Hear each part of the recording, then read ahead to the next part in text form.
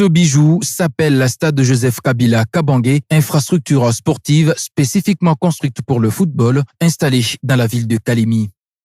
De loin, c'est véritablement un bijou, un symbole de fierté pour la ville de Kalemi et de la province du Tanganyika entière. Mais hélas, l'habit n'est fait en tout cas pas de moine. L'apparence lointaine est trompeuse, car au plus près, le stade JKK donne une autre réalité. Depuis son ouverture officielle en septembre 2021, le stade JKK demeure un interminable chantier, mais sans constructeur connu. Le stade n'est presque pas entretenu. Le gazon synthétique est presque surplombé par l'herbe sauvage tout autour de l'aire des jeux. Le gradin, c'est la pure catastrophe. Les sièges sont majoritairement en lambeaux, la plupart d'entre eux sérieusement troués, d'autres sont même retirés de leur endroit respectif. Le stade JKK de Kalemi, c'est ce bâtiment apparent qui loge des réalités surprenantes.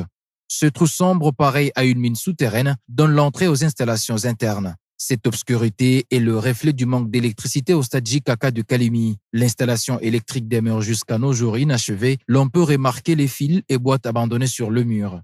Voilà à quoi ressemblent les vestiaires de cette infrastructure sportive. Pas de siège, les joueurs sont donc appelés à s'asseoir à même les sols. Certains se résolvent même de retirer les sièges du gradin pour s'en servir.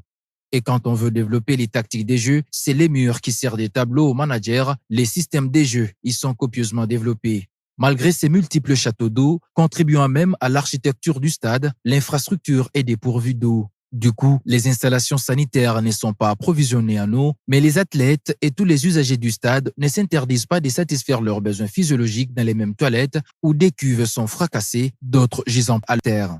Quand il y a rencontre sportive, seuls les 11 de départ pour chaque côté trouvent l'abri sur le gazon. Les réservistes, quant à eux, ils sont sacrifiés à leur triste sort. Ils se contentent de ces huttes de fortune couvertes de bâches pour le repos. Encore faut-il être reçu, car l'équipe qui reçoit devra se contenter de ces squelettes sans couverture et ainsi braver la colère du soleil.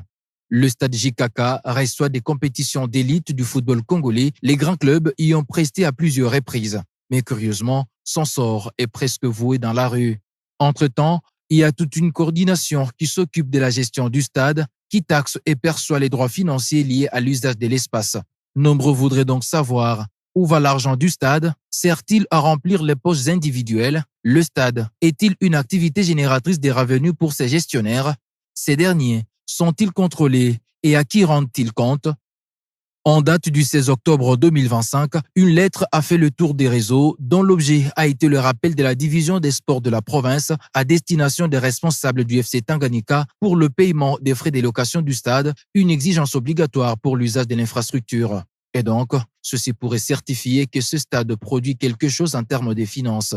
À ce jour, au moins chaque week-end, le stade JKK génère des fonds venant de ses multiples clubs locaux qui payent pour y prester. Dans leur majorité, les clubs de vétérans. Ces derniers doivent payer environ 5 000 francs congolais par club pour bénéficier du temps des jeux ne dépassant pas 2 heures. Ainsi, chaque samedi et chaque dimanche, au moins 4 clubs payent pour accéder au stade JKK et ce, de manière régulière, sauf en cas de circonstances particulières.